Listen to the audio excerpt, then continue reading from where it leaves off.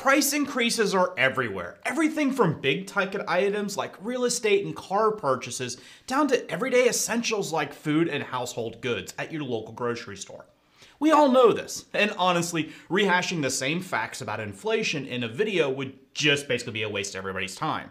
So instead, let's cover a few of the lesser known reasons why you as a business owner must increase your prices if you want to stay in business and expand. Using these concepts, you can bring millions of additional dollars into your business every single year. All this and more in today's video. Hello and welcome to Stephen Carlson Show. I'm Stephen Carlson. I'm a tech entrepreneur, real estate investor, author, YouTuber, paramedic, and once again, Bonnie and Clyde are eating carrots. It's the only way I could keep them quiet because they kept howling and chasing each other, making it very difficult to make this video. Anyways, in today's video, it's going to be a little bit awkward for me because I'm going to be talking about price increases. Why? Well, a lot of the people that watch this video are my customers. So if you are one of my customers and you recently saw a price increase, here's the reasons why.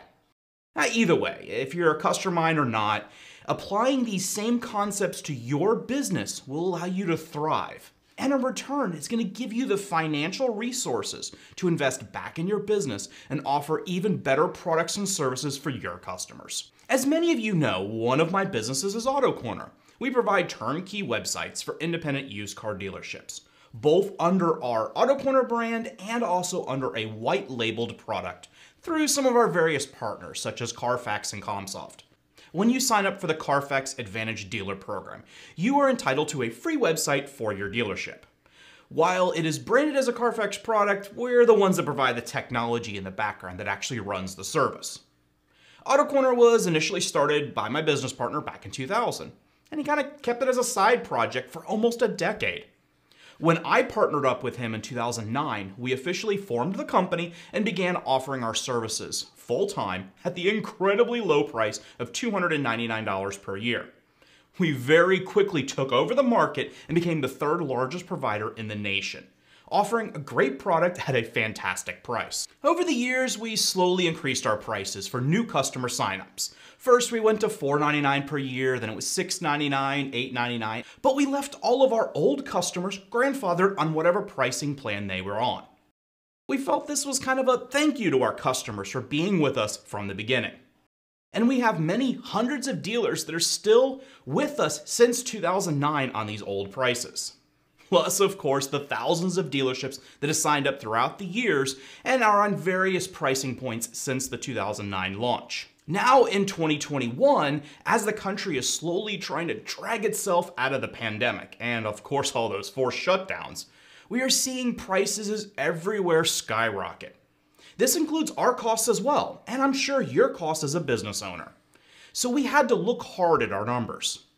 First, we offered our $299 customers the option to increase their price plan to $499 completely voluntarily. To kind of sweeten the plan, we did provide them with some additional benefits that were bundled into their package, kind of as a value-add incentive. These were all high margin and basically low cost to us services. So the increase to our cost of goods sold was so negligible it really wasn't even worth calculating. To our surprise, about 10% of our customers that were on the old $299 plan elected to upgrade. This added a few $100,000 to the bottom line each year. After speaking with some of these customers, I learned something. The first thing I learned was they loved our service and they didn't mind spending a few extra dollars if we would reinvest that money back into the business and provide them with a better product and a better service. The second thing I learned was the slight increase in cost for our product was actually cheaper than the time and costs associated with that customer moving their website to another provider. So with these two valuable lessons, we looked at the other 90% of our customers on the old pricing plans, and we decided to realign them slowly, bringing them closer to what all of the other new customers are paying. But we were still cautious about implementing this, and we needed to do it with care. Nobody wanted to see their $299 per year go to $999 overnight.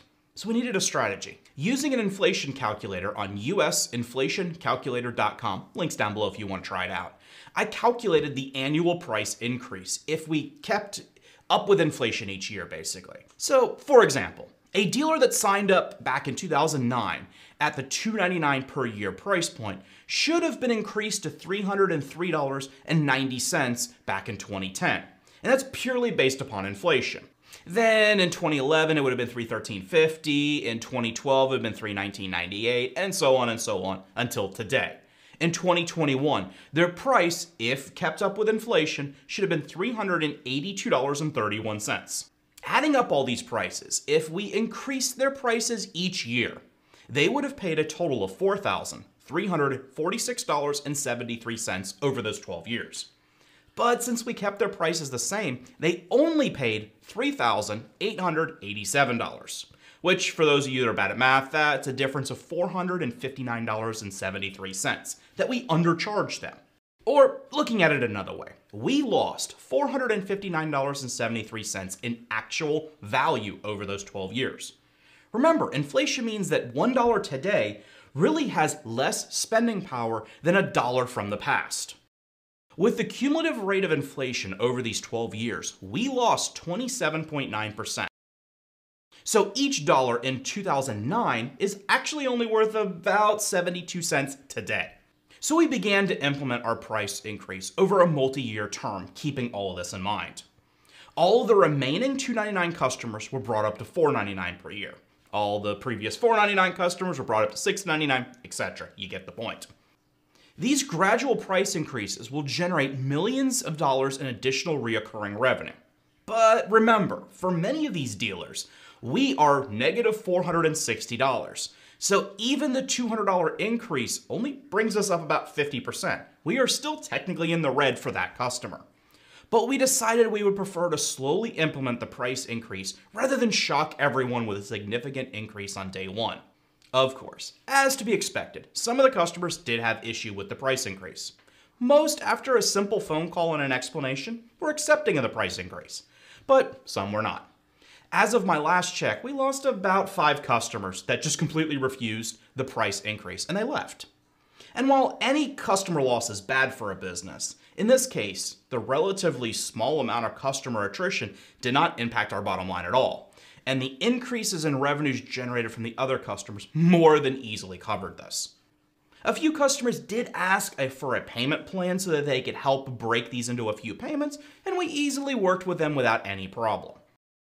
With this increase in revenue to the business, we are hiring additional staff to provide better support for our customers, and we are investing heavily in our soon-to-be-released major overhaul of the entire AutoCorner system, which will add huge performance and feature boosts for our customers.